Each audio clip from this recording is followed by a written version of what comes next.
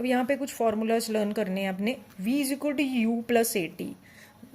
v जो है ये है फाइनल वेलोसिटी, u है initial velocity, a is acceleration, t is time. इस तरह आएगा s is equal to u t plus half a t square. s है distance, u is initial velocity, t time, a acceleration. v again initial, v is final velocity, u is initial, या v square minus u square is equal to 2as।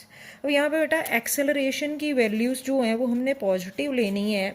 अगर हमारे पास when the direction is in the direction of velocity, अगर acceleration positive कब लोगे, when अगर velocity भी motion की डायरेक्शन में ही है।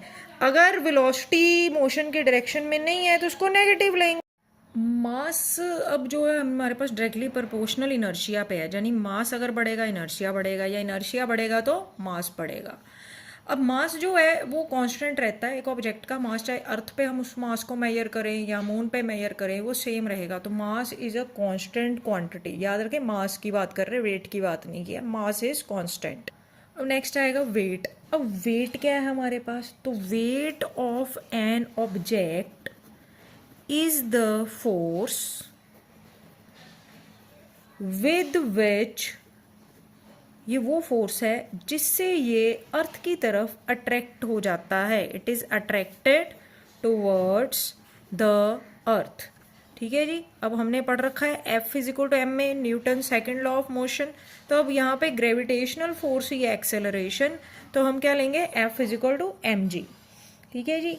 तो वेट ऑफ ऑब्जेक्ट हम बोल सकते हैं force with which it is attracted towards the earth. तो बेटा जिस फोर्स से वो अर्थ की तरफ अट्रैक्ट हो रहा है वो हमारे पास वेट है।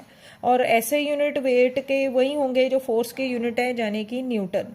ठीक है जी। और वेट क्या है, जो कि फोर्स वर्टिकली डाउनवर्ड लग रही है। The weight is a force acting vertically downward. तो इसीलिए वेट जो है एक वेक्टर क्वांटिटी है, दैट मीन्स उसकी वैल्यू भी होगी, मैग्नीट्यूड भी होगा और उसकी डायरेक्शन भी होगी। अब हमने पढ़ रखा है कि जी की वैल्यू कांस्टेंट है हर जगह अर्थ पे। तो अगर जी की वैल्यू कांस्टेंट है तो बेटा वेट किस पे डिपेंड करेगा, मास पे ही डिपेंड करेगा।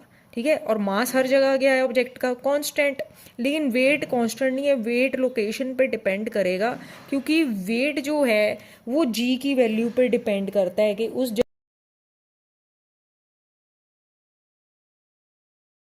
जगह की gravity, acceleration due to gravity की क्या वैल्यू है, तो उस हिसाब से वेट जो है वो चेंज होता है।